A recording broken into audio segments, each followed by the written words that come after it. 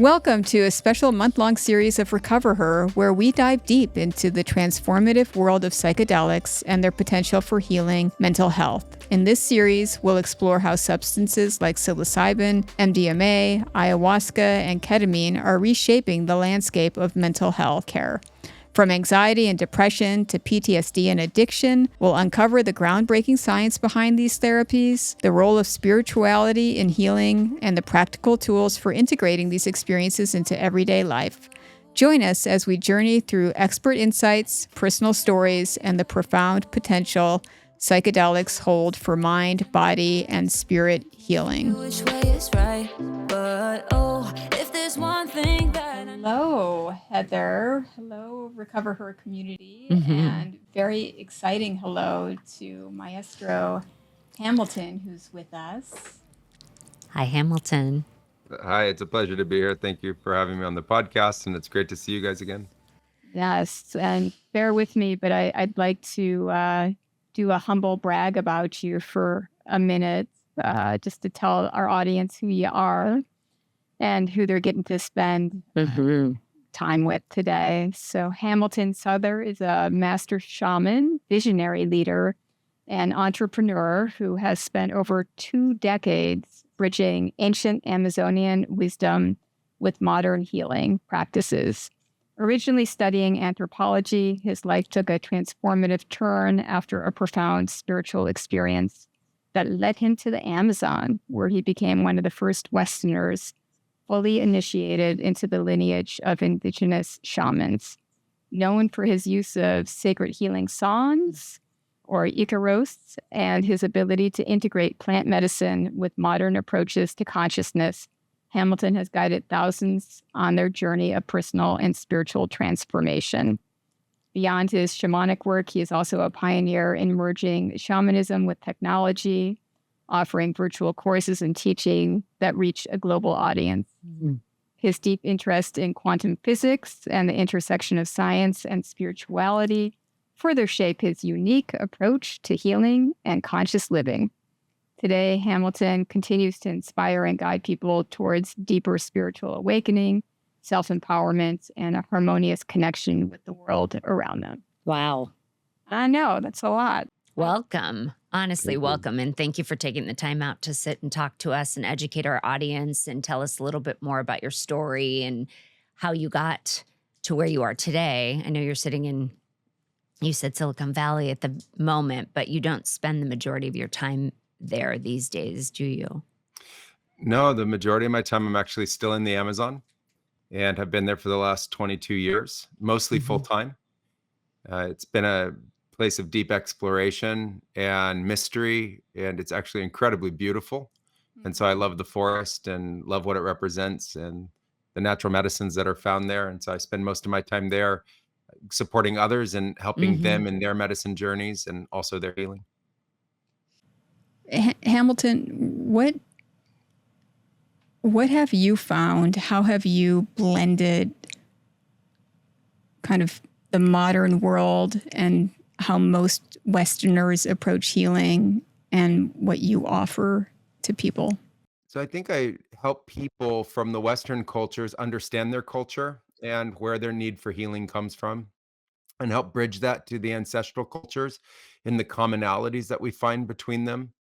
And then through that, help them understand their medicine journey to be able to get more out of it and to really be able to embrace the experiences that they have when utilizing plant medicines. Part of it is the plant medicine itself, and part of it is the journey that you go on experientially. And so some of the commonalities are like finding the importance of love and heart, finding the importance of compassion and forgiveness, working through the difficult experiences, sometimes the traumas that people are holding, and then I try to share with them something that everybody has shared, which is source, this great phenomena of the universe that's part of our consciousness and seems to provide stability and healing and support for people. And try to help them understand that these ancestral medicines come from the human ancestry, and that they're part of all of our ancestors' journey. And so we have that deep link to our deep history. And I support them in understanding all of that through the journey. Beautiful. And obviously, you have a wide range of people that are coming to see you.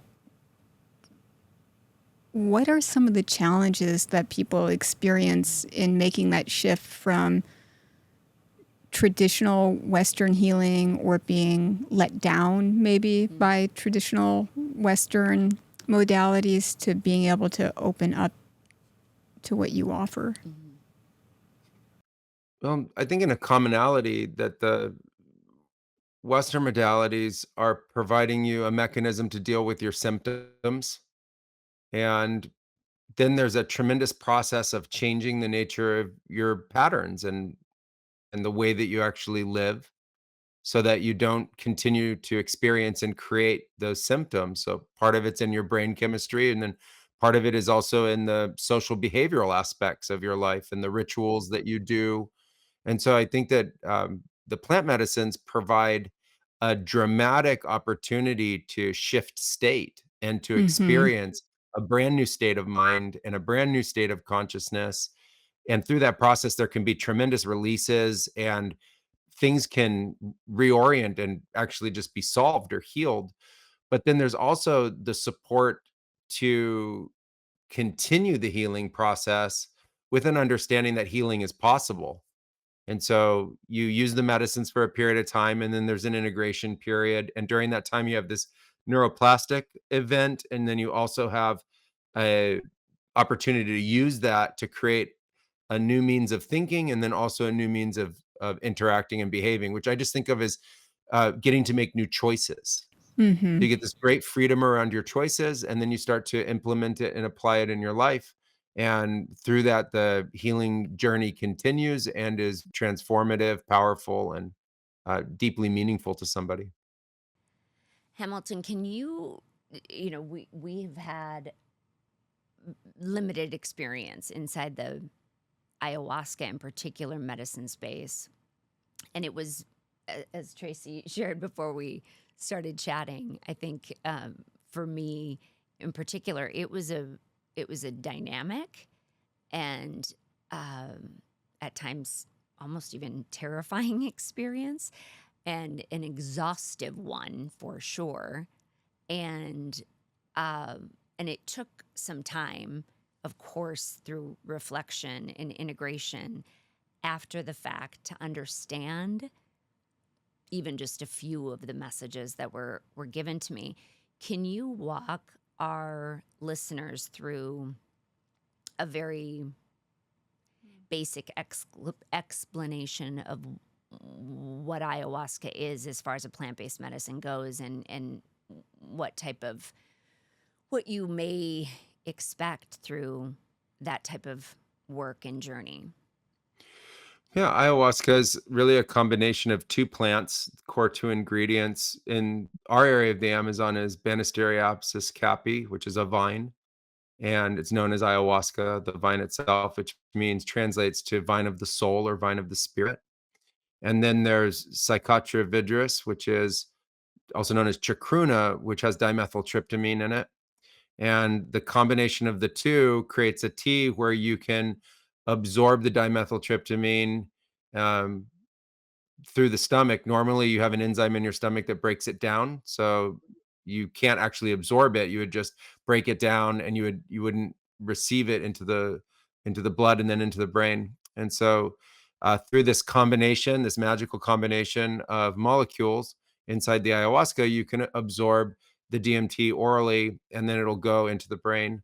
At the same time, there's a chemical inside the ayahuasca, principally harmine and harmaline, and that's MAOI, and it allows for the DMT to stay longer in the brain. And I think that's like a pretty high level, basic mechanism. There's a lot of subtlety going on in there that is very unique to ayahuasca and very special in the way that it can heal you on a molecular level. Mm-hmm. Once you take it, you can look at it from really two perspectives. One, you just are going to have the experience. You're not going to Mm-hmm. pay a lot of attention to the experience Mm-hmm. until it overwhelms your senses. And then you naturally pay more attention to it. And you can just Mm-hmm. let the medicine work. That's one way to And treat it. when you say overwhelm your experience, you're talking about the purging that tends to happen for some people. It definitely did for me. Yeah, purging is part of it, if you need to, or just your subconscious gets really loud and isn't so Mhm. sub anymore. It's just Right. it's way more forward in Can't your mindset, yeah, and then and you maybe can't drive even it. tapping into the unconscious and Right. a lot of unresolved, deep-seated psychological and emotional components there. Uh, Mm. I think of it as like a window into your soul, a window into your spirit. Mhm. A lot of people say you can't hide from it. It kind of brings everything up, which I think is actually, once we get over the fear of that, a great Yep, liberation to Mhm. actually definitely. address what's inside us. Right. And then there are some commonalities overall to the experience itself. Like often people see what they think of as energy or energy patterns. They Mhm. see a kind of sacred geometry that isn't just, inside them. It looks like it's everywhere. It can be for many people very colorful. And then that can open up to a much broader state of consciousness Mhm. where it seems like it can, be vast. Some people say Yeah. as if it's Very. infinite. Some people Mhm. say they transcended the mind into consciousness itself. Some Mm. people say that it's, filled with different kinds of energies or what they call spirits, and that within it there are helpers and guides and doctors and Yeah. all kinds of support for you in those states. So, Mhm. uh, generally, if you have a small dose of ayahuasca, it's very manageable and you can kind of tap Ne into the experience. Mhm. You, as in yourself, stay pretty centered. And then as the dose gets further and further and further up and you go deeper into the experience, you can be confronted with more difficult experiences. Where it's harder for you to navigate, and I think that the whole point of that then would be to just continue surrendering into whatever experience you're a part of inside that tea that we drank. Correct. And to not react so much to the experience itself. So, just to give you an example, people often talk about fear that they have in the experience. Mm. They often externalize the nature of that fear, but you really have to internalize the fear. Like Mhm. we trigger ourselves into a fear response. And then with the fear response comes the fight or flight. Right. With the fight or flight comes the adrenaline. And people are using that internal experience, coloring their narrative and understanding of ayahuasca. All they really need to Mhm. do in that moment is just calm back down, Right. use a Let very go. simple let go, use a very simple breathing Mhm. technique. And so in our ceremonies, we actually downplay the importance of like Mm. the purging and the Mhm. fear and the antics that a lot of people talk about. We hold a container that is constantly going in the direction of more grounded, more relaxed, Mm. more receptive More through the love. entire more love for the everybody through the process. More Right. stability, more ground, more love, more heart, more Right. open consciousness. Mm. And I think it, usually onset the balancing of that from the time you drink it to where you find that stability usually is about an hour of experience. And then you usually have after that 4, 5, 6 hours of Mhm. really being deep in the medicine, calm and centered and able to interact. And Mhm. so I think if you pursue the medicine in that way, if you present it in that way, you can really diminish the amount of fear and Mhm. darkness and other things people talk about, and really get into what's profoundly healing in the Right. experience itself. That's a beautiful description. And I think there's so many things going on at once, but there's definitely the medicine itself and the brain changes that are happening, the interconnectedness, things coming more online. If you were to Mhm. take, you know, look at functional MRI scans of someone, pre and during, you can really see a lot more areas lighting up and talking to one another. And then there's what you mentioned, the change in perceptions that people are having, and then the psychological work that's being done, integrating these different levels of ourselves in terms of unconscious, subconscious, to deeper connection with other people and consciousness beyond us. And so all of those things going on simultaneously offer just a landscape for healing in a different way than we would do sitting in front of one another in an ordinary state of consciousness. In the Western model. I'm curious to know how, with your work in the indigenous communities, how they feel about the broader exploration in the Western culture now of it becoming more popularized for people to have an ayahuasca trip, if you will. That's a great question too. I think the communities are polarized in that sense, and some I bet. support it, and the ones that have supported it have also done well in it. And then there are some that are still very secretive and don't think it should be ultimately shared. But at the same time, there's an understanding of the need for it. And Right. so, there's this political understanding that's taking place. And then there's also the place where the medicine and the experiences people are having within it are seeing that it needs to spread and it needs to be shared and it needs to have the impact that it's going to have on global culture. Right.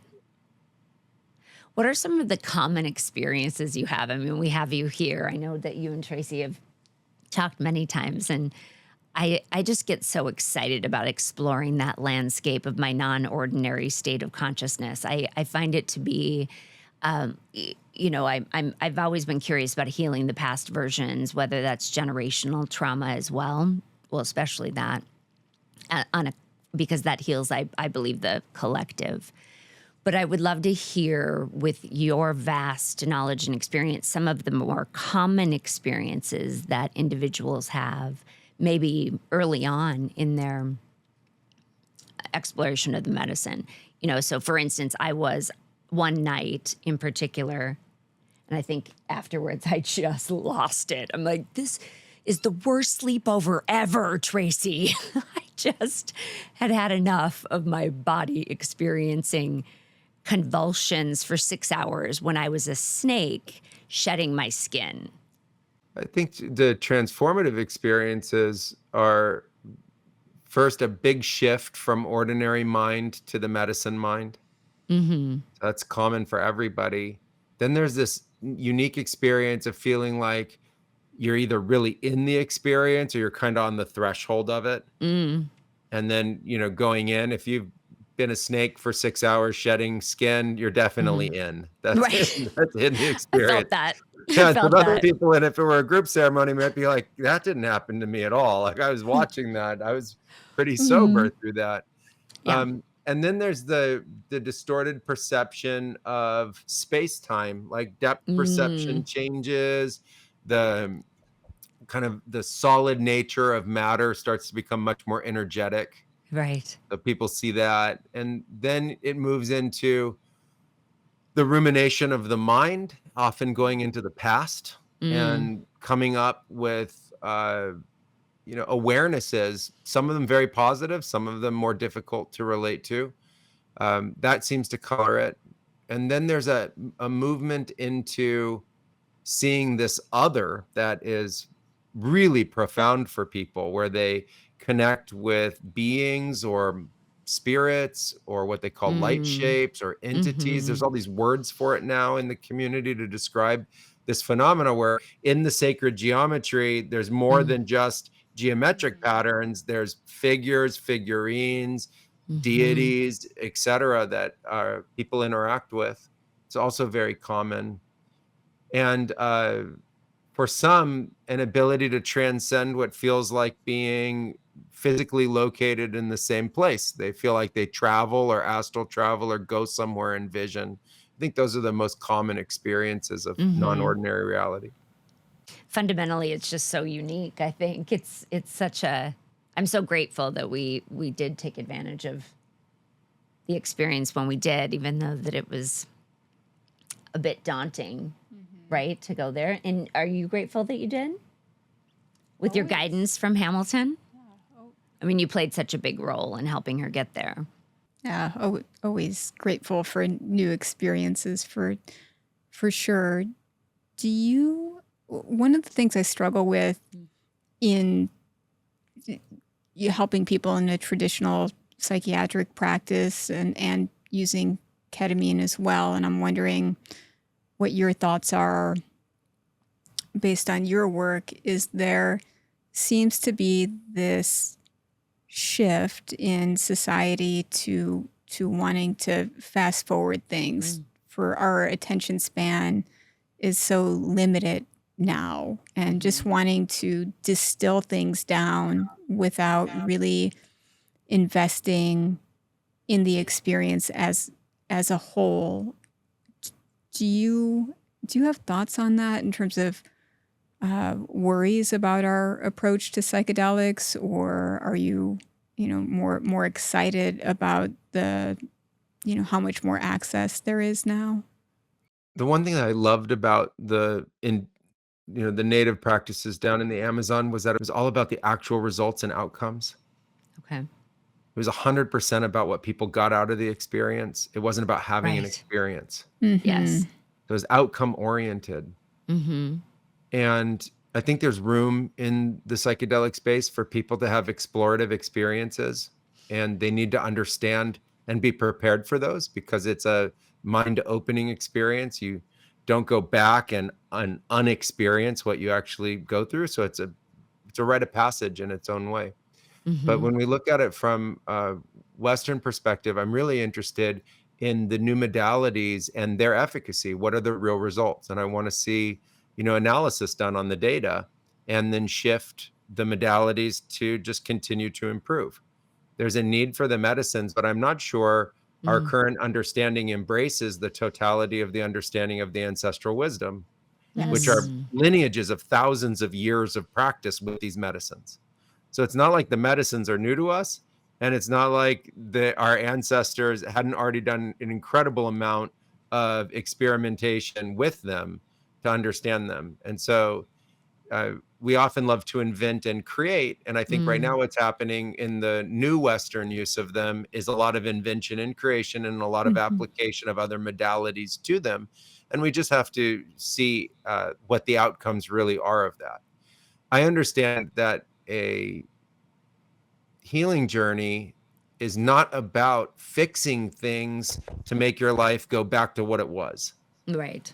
It's about, through this unique experience, gaining perspective and understanding and transcending what your life was, and ultimately create a better life for yourself and your friends and family and the people around you. And so that part, I think, is an aspect of the narrative I don't hear a lot currently Mm. in the psychedelic space. You Yeah, hear it a I lot in the shamanic spaces and the real spiritual use of the medicines. So I think that there needs to be an embracing of that, and it moves beyond the idea of just mere integration. It's really about yes. the choices that you make after having these Right. experiences and how you improve your life with them. Yeah, I really appreciate that because it's Mm-hmm. something that I've really struggled with in inside of the space because from a medical perspective, now we're looking at developing psychedelics that people, can take as a pill. We're trying to remove, the Mm. actual psychedelic experience sometimes and just try to take advantage of the brain changes Mm. without the Sacred ceremony. or the visionary aspect. And it's going to be interesting to see what the results are from that, what the outcomes are from that, because we know the brain changes are very, very important. But I firmly believe that there's so much more to healing from them Mm-hmm. than just those basic brain changes. And yes, like we are creating and inventing, but this has been around, for thousands and thousands of years. And I just feel like we're, you know, I don't know, just trying to take out the magic, or the source from the experience, and that concerns me. Yeah, I agree with those concerns. There's a desire, I think, to restore the mind of somebody that has experienced a kind of trauma or pathology. And I think it takes us back to an idea that there is some kind of ideal mind or some model of mind that we're looking for. And Mm-hmm. I from my experience, the psychedelic medicines are transcendent of that mind. And so they take you beyond it. They take you into something even deeper than just the way that you're thinking and the way that you're feeling emotionally and the way that you're framing. And if you remove that aspect of the experience, you'll support somebody in the mind that they had and potentially, and we don't know yet, but potentially uh, making improvement there. But you'll lose the part that is what in plant spirit medicine has been the spirit part. So now you have a new kind of drug, and you're giving that drug to somebody, and we'll see the results. We've seen the results Mm. of other antidepressants and That's it. antipsychotic medications, sure, and we'll see the results of those. But our ancestors understood that there was something much Mhm. deeper about our connection with what, for the current modern mind, is the unseen. Right. So it's something unseen, but everybody who has these experiences says they saw something, and that something was real, and it was deeper than just the way they normally think. And so I think if you remove that from the experience, you lose something tremendous, and I would be very cautious about that. Mm. Mm-hmm. So you're a California boy, right? Gentleman who grew up in California. I grew up in northern Minnesota on an Indian reservation called White Earth Indian Reservation. Mhm. So, like you, I have a reverence for natives of all kind. But how on earth did you end up in your 20s and then stayed in the jungles of Peru? Well, I had a great awakening in my early 20s, and what people talked about in spirituality became very real for me very quickly through that experience. It was a spontaneous experience. It was not induced by any kind of substance or plant medicine. It Mm-hmm. just occurred. And there are many traditions that talk about that happening to, Mm. certain people in the population. And that spiritual awakening happened for me. And I became aware of, this great other. I became aware of what people call energy and the Mm-hmm. the nature and the presence of this something more. Right. And it was very guiding, and so within a short period of time of that awakening, it was clear that I needed to go to Peru, and what I was doing meditations, and in the Okay. meditations, I would hear, "You have to go to Peru. There are Mm. people there that are waiting for you. You have to go to Peru. You have to go find these people." Is that your intuition telling you that? I don't know. I don't know what it is. Some call it intuition, some call it spirit, some call it guidance from beyond. There's Mm-hmm. names for it. All I of the don't know. above? Sure. All of the above. Okay. So you're being told to go to Peru. Yeah, in the meditations, it wasn't like I'm sensing it like I need to go. It was like something other than me talking back Mm-hmm. to me in the meditation is telling me, "You need to go to Peru." So I went to Peru, following the instructions, really in great doubt and fear. Th First, that I thought nothing would happen. I thought, this is a red herring. How could this happen? I'm going on this journey. How is this gonna unfold?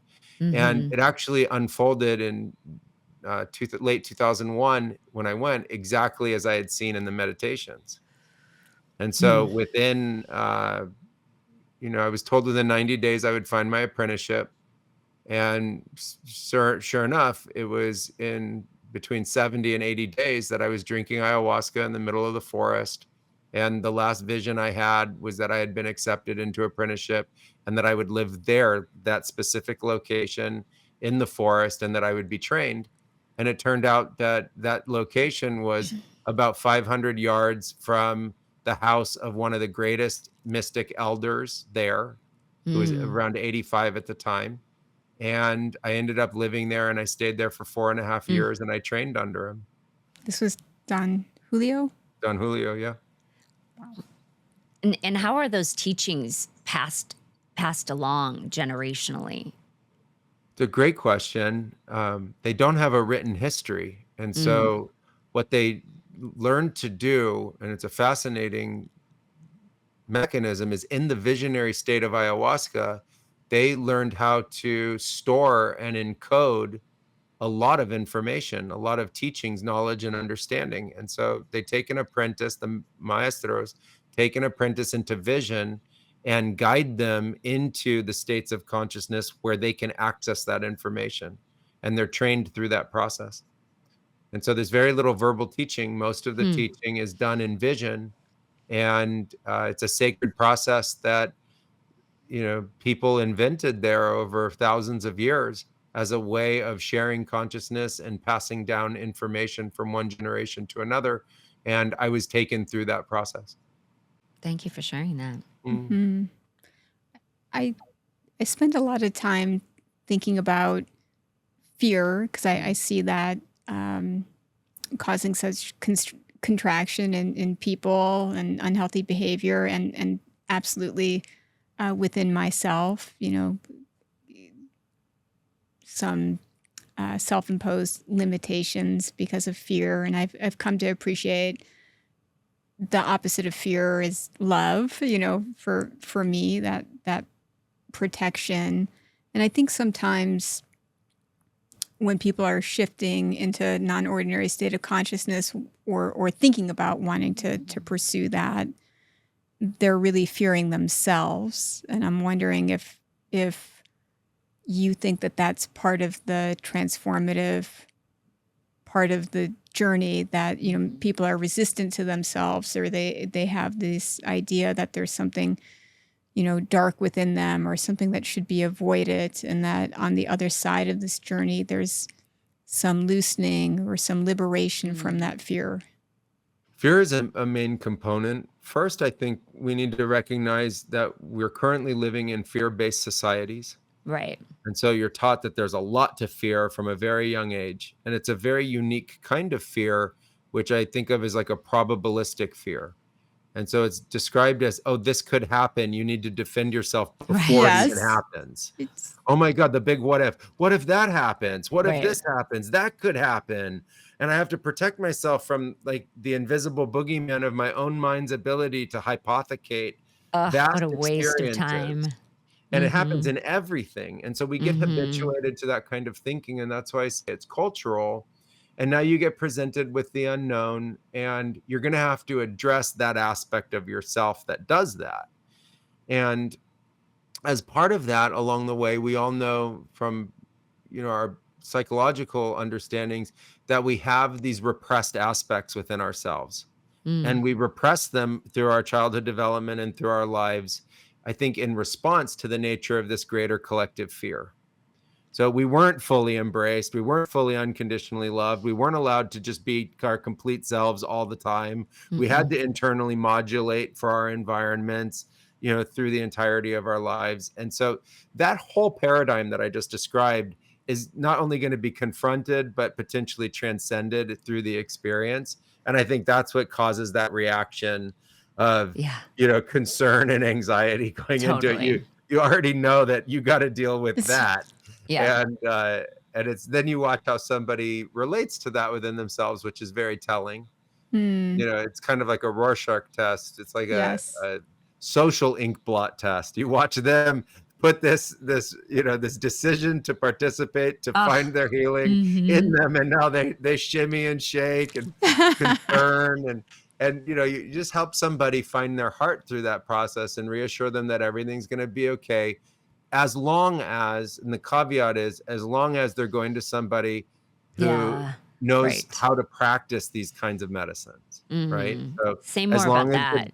yeah, as long as the dose is well thought out for the person, and as long as the container's held in a safe way, and as long as there's a means in which to contain the experience and help somebody through more difficult transitions during the visionary experience itself. If you have all of those components lined up, then you can know rationally that you are in a safe place. It is logical, it is contained, and you're just going to address those fears within yourself. So good. How do you go about what would be your recommendation if somebody wanted to try ayahuasca for the first time, finding the right fit, the right shaman, someone safe in a set and setting that you just described? the first thing I would do if I had the opportunity to choose is Mm-hmm. I would set aside some time and go to a place where I could have multiple ceremonies over a week or two.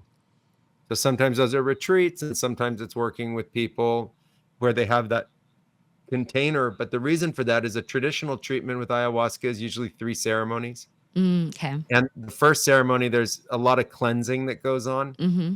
and that changes the nature of how you relate to the experience. And for Mm. some people, they're pretty blocked from the experience as well. Mm. So some people don't go and have uh, a comparable experience to a lot of the other stories, and a lot of other people have, some deep cleansing that they need to do first. So I think if you have the opportunity, it's really nice to be able to go for 3 or 4 ceremonies Mm-hmm. in a short period of time, maybe over a week or 2. The second is track record. Uh, in our lineage, you only get to serve others and work with them once you've gone through training and have graduated. And so in doing so, you've already gained track record. So Mm-hmm. you sit in hundreds of ceremonies before you ever serve somebody else. Okay. And I think track record's really important, that you can see that people have had the experience and they come out of it in a way that you would like to emulate. You say like, Mm. "Yeah, I want to have that be my result." I understand Sure. there's a wide variety of result, but you want a similar result. So track record's really important.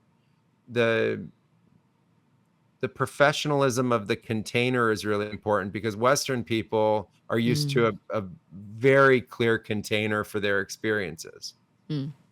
So I think the professionalism around the container is really important. Just that it's well organized, Sure. that the safety considerations have been well thought out, and that people are prepared and trained to be able to manage all of the what ifs that could come up from that kind of an experience.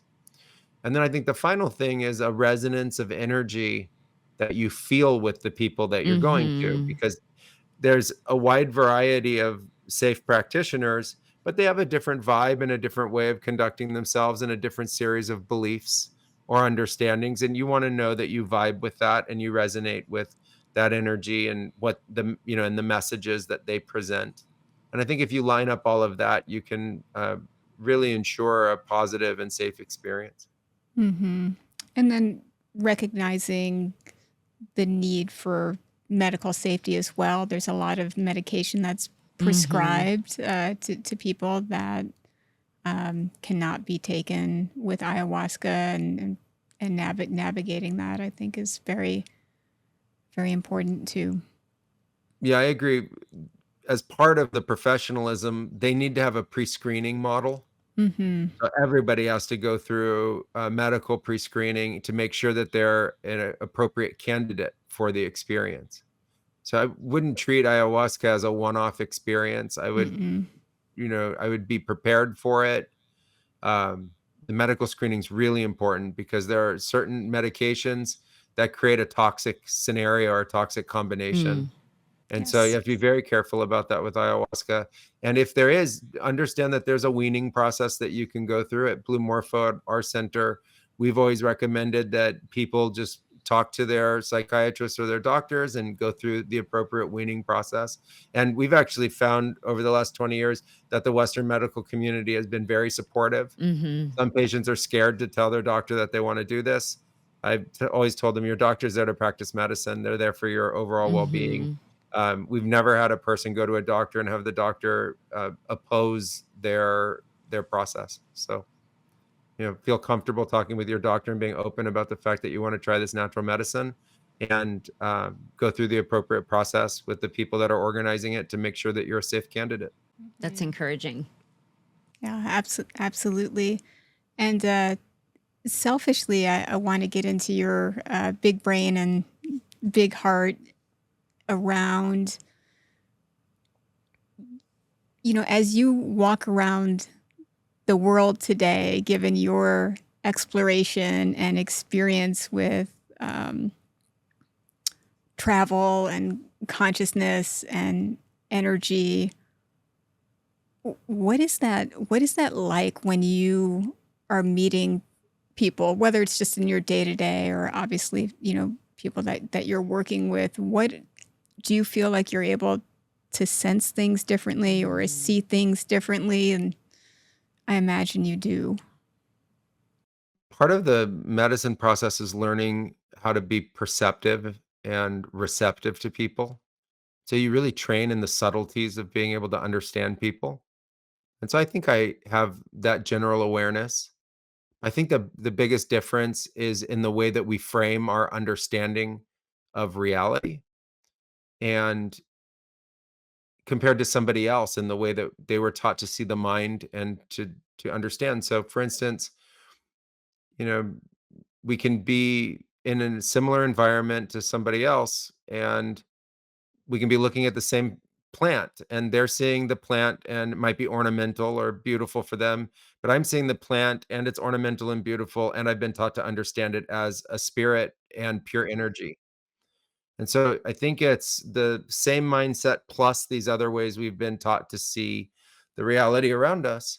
Um, I don't feel that there's a separation from the universe or source, and so I process through that union instead of through what I call an illusion of separation.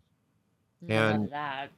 I think the union with source is what is right now an illusion in our frame of mind. And so I see a lot of people suffering in the frame of mind caused by this illusion, which I see Mm, as a cognitive framework. I see that we were agreed. taught a cognitive framework to be very discerning of separation, distance between objects, each other, the differentiation of one person to another, and we've built a culture around that. But through that and to the greater cosmos, this is the universe.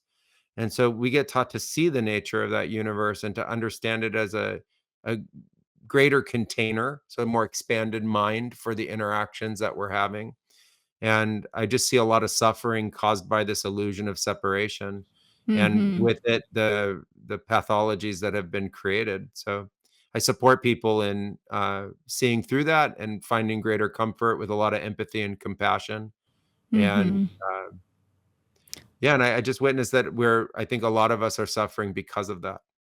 Mm-hmm. And I see a lot of suffering related to fear of change, or grasping or clinging, and ultimately, uh, you know, I think a lot of it comes back to fear of death. And I'm curious with your ex- experience. What is death? How do you view it? It's a great question. Death for me is only experienced by those that are still living. Mm, And the being itself that's going through that transition has already transcended mhm. before they actually have what we call death. And so I believe in a reorientation of that word to birth. And so what Mm, I see is birth, and I don't believe in death for the being at all. Mm-mm. I see that there's a fascinating, miraculous mm, material physics and biology at play for any of us to exist. So we all were single cell. Like just sit with that for a second. We were all a single cell and it was I the whole know. I you. go down that That was I the go down whole that you in rabbit that hole in my moment, head. right? Mm. Like now you're trillions and trillions of cells all working together to be us. And I feel so seen by yeah. Hamilton. I literally have tears in my eyes. I think about that way too much. it's such a miracle, and there's a before that too. There's a great before that, and in our visionary Mhm. exploration, we find you in spirit and soul before you become single cell body, and in our visionary exploration with those that have passed on, we find them also fully in existence, beyond the nature of the physical form. And so I think that what we've done is created a mythology around death and have worshiped it in fear and a real kind of distorted oddity. And it's very prevalent in our culture. And it reduces our understanding of time to the Mm-hmm. tiniest flash of the universe, like Mm-hmm. of light. Like if you compare 30, 40, 50, 60, 70 years with Mhm. 13.5 billion years, our whole life was just the tiniest amount of evolution. that we've lived so far, even though for us it's so loud in our mind and we're so Mhm. identified with it. I understand that. And so I really go deep into who we are as spirit, who we are as energy, who we are as soul in a much greater exploration of source Mhm. and what I call the universe, the totality. I call it the true universe to me is the known and unknown universe all at the same time. That Mm. great phenomena. And so I just think that we continue to advance and evolve into the great universe. And I would like to see us transcend with scientific proof the idea that death is any kind of ending. Mhm. Mm. I think that ending model too has is just simply meant to keep us so separate, the opposite of at one, and it makes so little sense to me. Yeah, I agree. Consider it illusory or delusional, but it's a very persuasive delusion Yeah, it on a is. Totally. global level at this time. But I agree with you, it makes no sense to me, and I don't see it ever. Uh, if you think of yourself, in your atomic nature, if you think of yourself in your subatomic nature or your quantum nature, it's Mhm. impossible. And then Hamilton, you know, you and I have spent some time. You've really mapped out. How would you describe it? Consciousness, or kind of you have like a map, if you will, of different places that you've come Mm. across in Yeah. your exploration. Do you, number one, could you explain that a little bit? And then do you think that ultimately, with scientific advancements and quantum physics, that there's going to be a way to get visual representation of that at some point? It's a fantastic question. Over the years, I've tried to bring as much consistency to these experiences as possible and to understand them in a consistent flow and a consistency of what people narrate as their experiences and also the states that we achieve through that process. So I've tried to bring consistency to the actual linear progression, like onset in the medicine, landing, and what happens during that time through the plant medicine experiences themselves, and then a greater awareness to the mapping of our consciousness that goes just beyond the mind, just like we now have a map for conscious, subconscious, unconscious. I found I found consciousness itself to be highly patterned. It wasn't a vast emptiness. You drop out of the mind into consciousness, and there's sacred geometry, there's beauty, there's color, there are states. The ancestral lineages talk about there being these beings found within it. And so I considered it a frontier to pioneer and explore, just like the explorers explored oceans to go to other continents. And our astronauts have explored into the frontiers of space. I wanted to explore into the frontiers of consciousness and really start to bring consistency to that. And so it's helped me develop certain kinds of maps for that and understand a little bit more, just a little bit more about what's driving our psychological states and our emotional states. And it's been very helpful to bring that consistency. Yeah, you were telling me a lot about it recently, and I found it also fascinating. And places that I've actually visited, been, participated in, played in, experienced myself within. So, thank you for that. Yeah, you're welcome. If you take a metaphor like TV, when I was a kid, there were a few channels, and then there was cable, and then there were a lot more channels, Yeah, and then there was satellite TV, and then there were a lot more channels. sure. And I'm going through one to another to another. If I had no frame of reference for that, Yes. there's none. I wouldn't know Mhm. what I'm interfacing with. I wouldn't know what that is. I wouldn't know the story that's being told. That's what it's like when we first go into consciousness and start to Right. explore there. There's for us ourselves, we have the mind, but we don't have a frame of reference for this other greater expanse. And then we start to find out there are channels within it. You can be in the places that are serene and blissful. You can be in places that seem really dark and scary. You can be in parts of the unresolved aspects of your Mm. psyche. You can be in parts of the cosmos that look very much like a galactic kind of setting. There are people who describe underwater type settings, Mhm. etcetera. They just Mhm.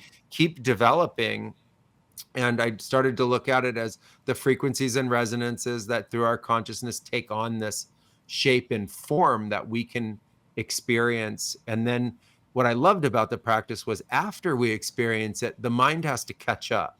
Right. It's not like school where you get the mind on the information on the chalkboard or whiteboard first, and then you try to process that. This is you have the experience. You walk out of the Mhm. classroom of the ceremony the next morning, and you start to put the pieces together, and little by little, by little by little, you gain more of an understanding, and I've always found that to be fascinating. Hmm. And Mm. and then I have a three-parter for you. First is, do you think the universe is a friendly place? Mm. Do I think the universe is a friendly place?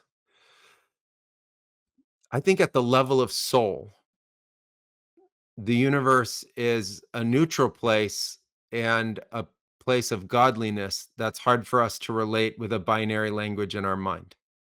You can't compare good and bad to it. It Mm-hmm. it is a a vast oneness and incredible expanse for us to be a part of and explore. And in that sense, I think it's incredibly friendly and benevolent, but the amplitude of experience in that field is very hard for us to relate to as humans. Mm, We get really scared of the nature of that amplitude, but I think when we transcend human and we're just soul, it's natural for us. I think it's the Right. most natural expression of the universe.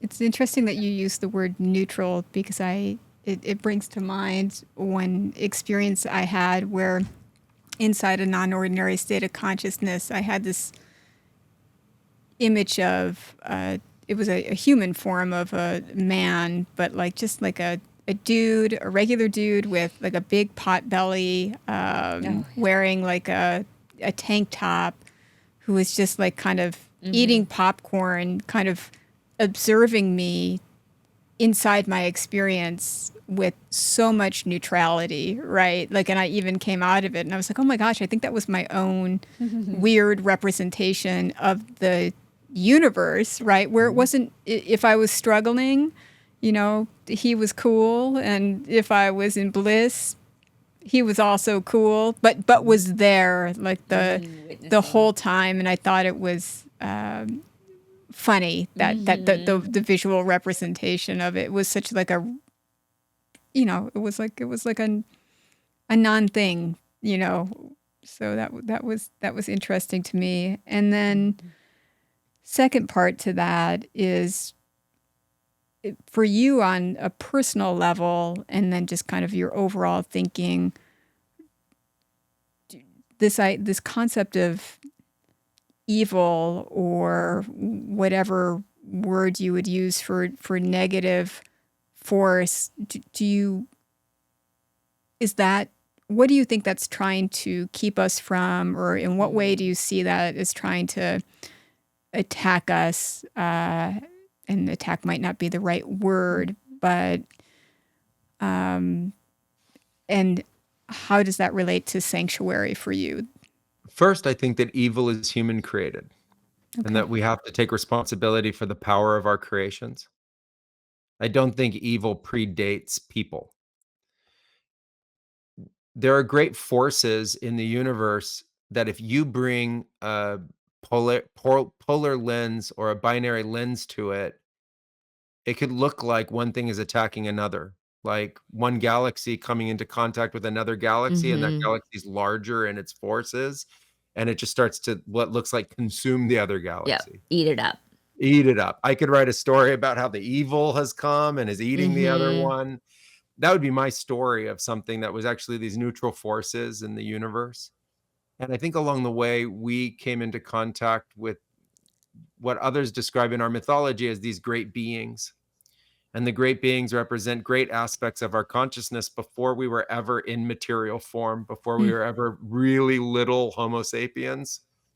I think we were part of these great expressions in the universe of these great light beings or great mythological figures that we now Mhm. have. And um, part of that, people talk about angels, people talk about Mhm. polytheistic deities like Zeus and Athena, or Osiris and Isis, or Shiva and Ganesha. There's the nature of this expression of energy and Mm. form that's much larger than the human form. I think within that, we have mythologized evil. And it Wow. comes from a predatory nature within us, being apex predators as a species here of Earth. And it comes from also being highly imaginative in the way that we try to describe very potent, powerful, subtle forces within us. Mhm. And so we've created a great form of fear around it, and in doing so, utilized that across history, thousands and thousands of years of utilizing that mythology as a means of control and a means of manipulation of behavior, and Mhm. ultimately gelling and generating much larger civilizations and much larger groups of humans. So if you go back in history 10,000 years, 20,000 years, 30,000 years, you don't see megalopolises, you don't see billions of humans in the historic records. Now you do. We have all these giant cities. Well, I think it's this greater mythology of good versus evil, this greater Mm. mythology of these more darker aspects of our psyche that has ultimately been part of that gelling together of that greater society to make that exist. And so as part of that, we address it within ourselves. We can see it where we've been indoctrinated with that kind of imagery and thought processes. We can understand it. Mhm. And there's a collective aspect of our consciousness and a collective aspect of mind that is like a vast ocean of sharing of information through that, and it colors our psyche. So you take an infant who has never seen the picture of the devil, they don't know the devil Mm. exists. They start to be shown the picture of the devil, and they get taught how to Mhm. relate that information to that being and slowly get indoctrinated into an expression Mhm. of evil and fear. And so I think that's a very human construct, and it's something that we have to ultimately take tremendous responsibility for. Right. And it gets unlocked in psychedelic experiences, and people see it. Mhm. I, uh, I'll teach you a magic trick. This is a great magic Yes. trick. Okay, the magic trick is you're really little. You're really, really little, and there's a human bigger than you, and the human bigger than you says, "Look at this. You should be scared of this." And the moment you agree with that, you give that thing power and you Mm. take from it fear. Mhm. From even if it's just an image, even if it's just a statue, even if it's just a story. Mhm. Or That was anything conceptual. that even if it's just conceptual, that's the magic trick. Right. You were the Wow. powerful one. It had no Mhm. power. You were the creator. It had no power to create. Mm. It was just a story. It was just an image. But the moment you do that, now the magic trick has fulfilled itself, and you feel powerless to your fear, and you've empowered this effigy, you've empowered this story, Mm. and then you may go perpetuate it, right? And that's a trick, and I would like to see that illusion ultimately transcended. Mhm. You talked about, yeah, I like that idea of that being transcended and going away altogether. That would be a beautiful existence indeed. We talked a little bit about death. Will you talk to me about your thoughts, your conceptions of what source God is? Yeah, It's just that it's little a big question. question. That's a really big question. It's just what I think about on a random Tuesday at 11.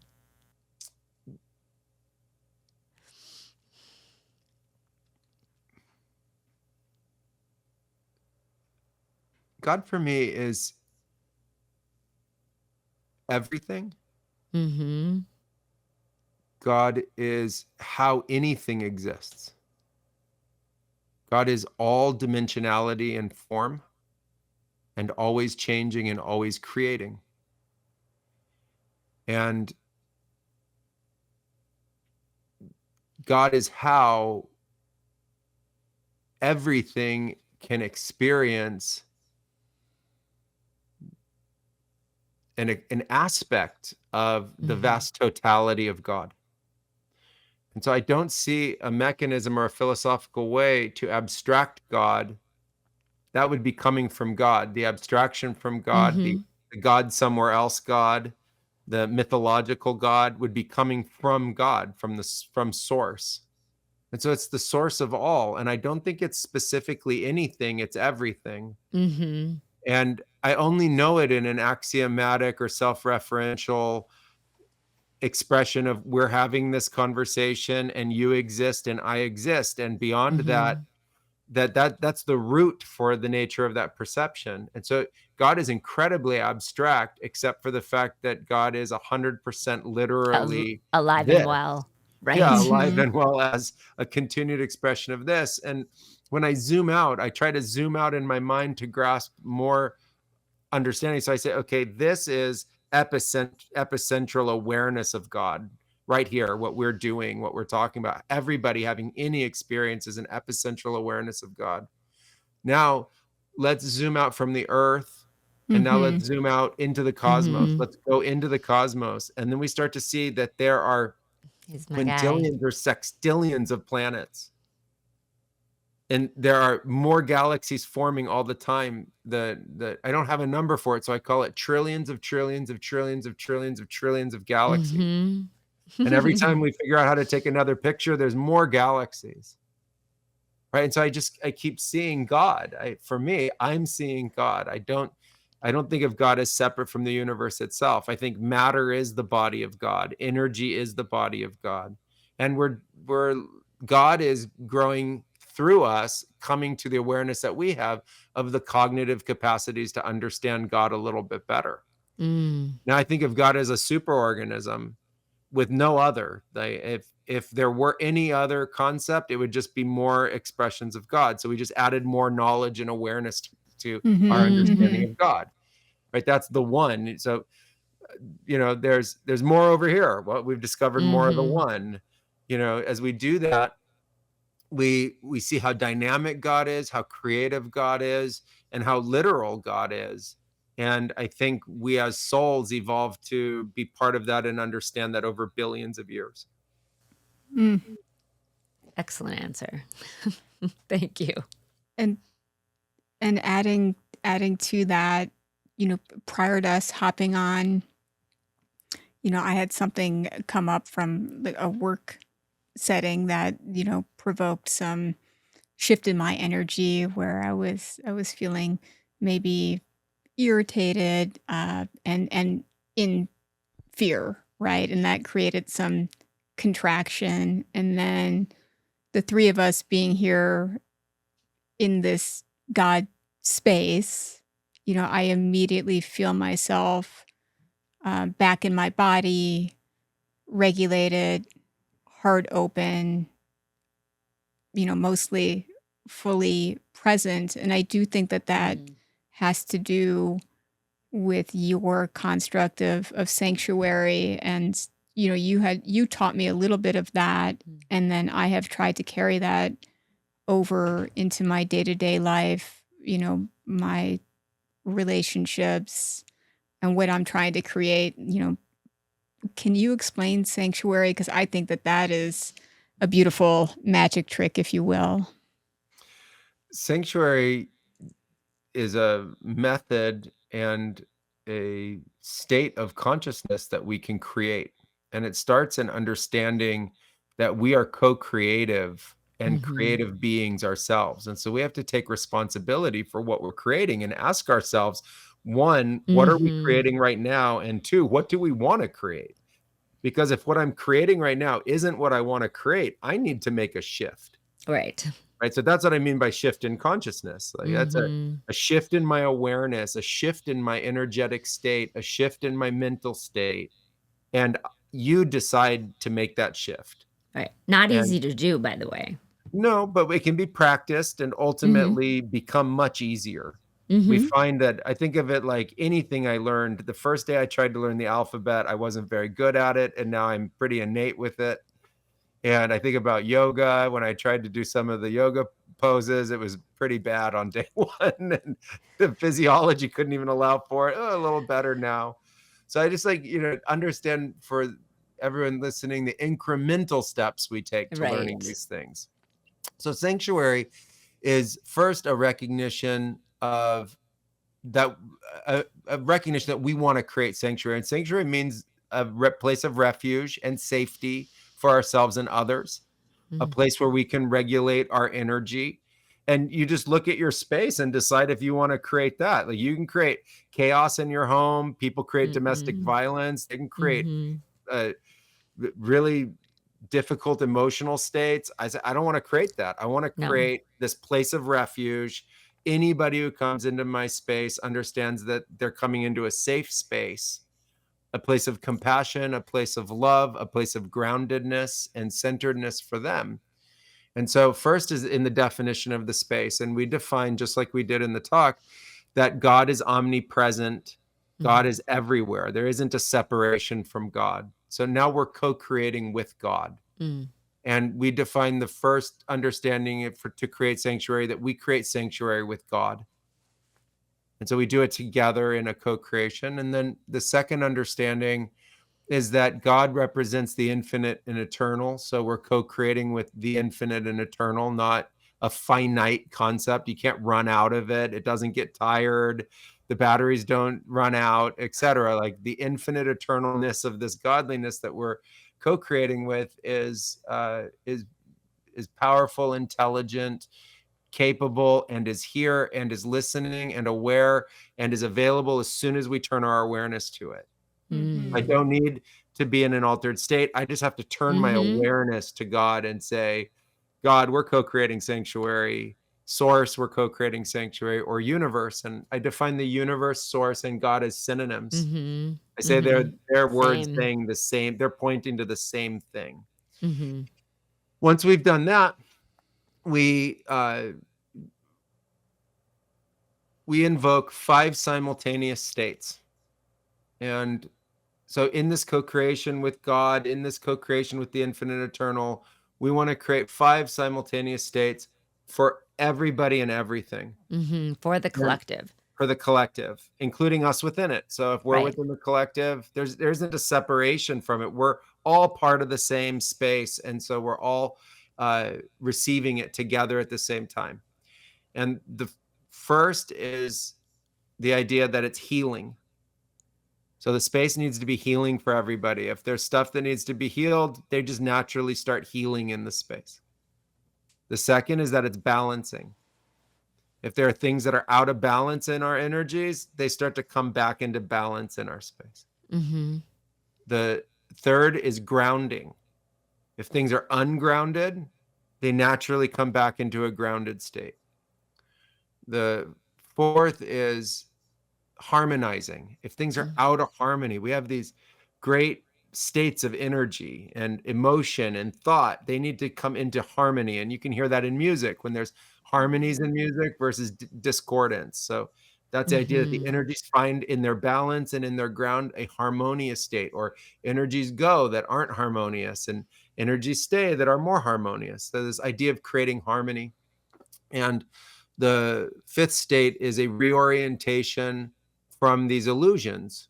So we reorient to the awareness of the connection of spirit and source. We Mm-hmm. connect with energy. We connect with oneness. We connect with each other in the phenomena of this great mystery of the universe. We connect in the oneness with God, and we recognize that. So when we're in the illusion of separation, it can often feel like we're alone.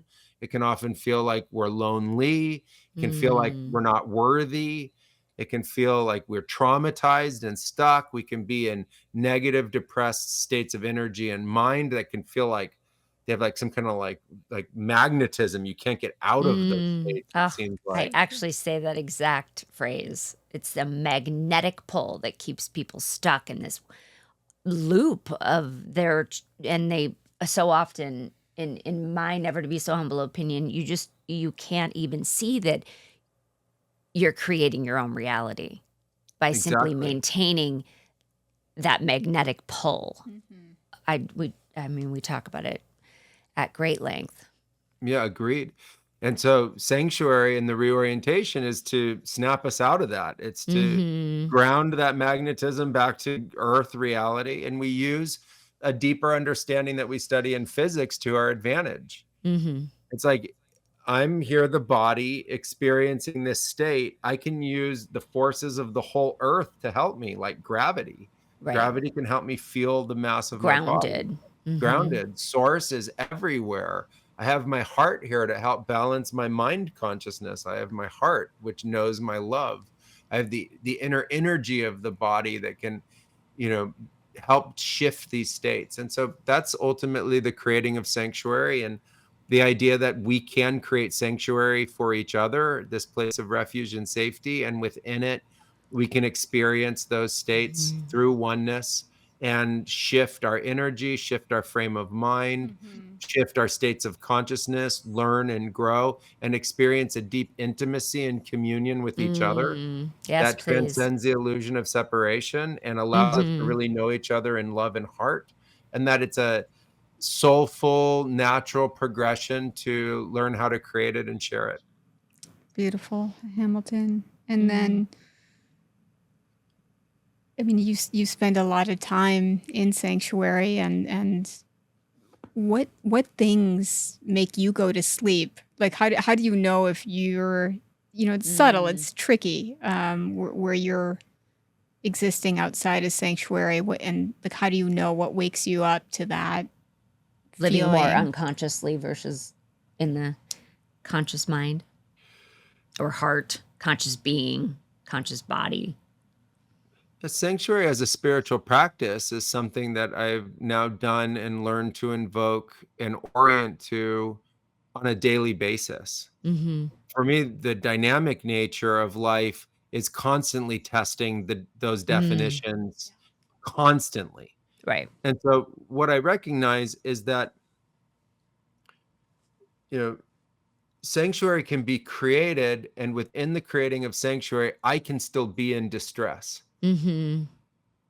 And I'm changing how I relate to my distress. So Mhm. when I'm creating sanctuary, I'm not alone in my distress. I'm in the presence of source, God, universe. I'm in the presence of others and their support and help. And I'm in the presence of my own love, my guides and supporters while I'm alive. I'm Mhm. also, and so I train that awareness. Also train it for plant medicine ceremonies, because the Mhm. illusory states in the visionary field can be very demanding and very real in that moment. And so I train that awareness, and I welcome anybody to who would like to study it with us to train the awareness of sanctuary. And then I don't doubt or question sanctuary. I ask sanctuary for a lot of healing. A lot of healing. Yesterday I had a really tough day. It was a tough day. 10, 20 things I needed in my workday all failed. Yeah. Computer things failed, tech failed, meetings failed, planning failed. It was a tough day, and by the end of the It was day, a shit show. I was frazzled. I was really frazzled. I'm traveling, you got all of that on top of it, and I went to bed just needing a lot of sanctuary, and so I Yeah. did a little ceremony at night to just meditate and be, aware Mhm. that my workday of that, convolution was over and I could put it to rest. It's not going to be the same day tomorrow. And I'm able to do a little sanctuary work at the end of the day to get calm. And then when I went to bed, I just asked for some deep healing while I slept Right. about the trauma of that experience. Mhm. And got it, and I woke up this morning feeling better, and I really felt the bliss and sublime presence of the divine within my Mhm. nervous system in the morning, Mm. and I just gave myself 2 or 3 minutes to really rest in it and really Mm. feel God and really feel the beauty of our life before I got up to, do it all again. So, I think you train it to understand how it's a tool, and it's a Mhm. very powerful tool, and then when you need more help in sanctuary, you can find that help within it. And it's also really special when you learn to do this with others, because they Yes. can be a helpful guide to you in those tougher moments. I love that. Thank you for the reminder. And also, I suspect you probably woke up with some of that feeling of bliss, knowing that we were all going to Yeah, be together, getting cheesy. obviously. So Of course. you've been so generous Yeah. with your time. Like, really, thank you so much. And it was an honor receiving you today. And I know I'm going to be thinking about this conversation. And since we're on a podcast, we get to re-listen to it as much as we like. If people in the community want to come work with you, come study with you, come have an experience with you, what's the best way for them to go about that? If you would like to come on one of our retreats and experience plant medicine with me, I lead all of them myself.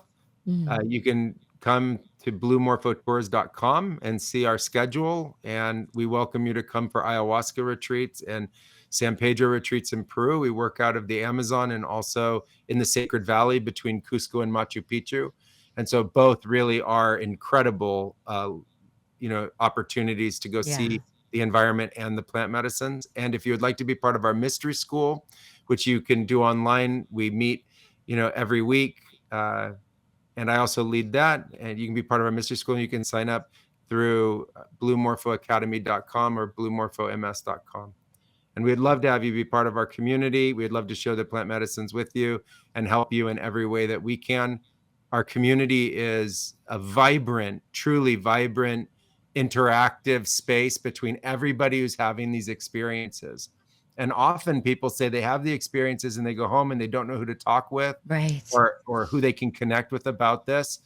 In our community, we have online chat groups, we have gatherings, people organize events independent of the formal events that we organize. There are online ceremonies going on with our sitters and facilitators. And so know that within our community, you can be heard and seen and felt, and you can share your own plant medicine experiences and get guidance and support anytime that you need it. And I think it's something really special that's being created. Mm-hmm. We'll link all of that in our show notes as well. So thank you. Thank you so much. I'm unbreakable, unstoppable. Me, I'm creative and I got a lot of things to share with everyone. Shining bright. The content of this podcast is for informational and educational purposes only and does not constitute medical advice. The use of psychedelics, including those discussed in this podcast, may be illegal in certain jurisdictions, and we do not advocate or condone illegal activities. Always consult with a qualified healthcare professional before making any decisions regarding your health, mental well-being, or the use of substances. Psychedelics can have profound effects, and it is essential to approach them with caution, awareness of the law, and under the guidance of licensed professionals where applicable. Use of any substances should be in accordance with local laws and regulations. We care about your well-being here at recoverHER. Unstoppable.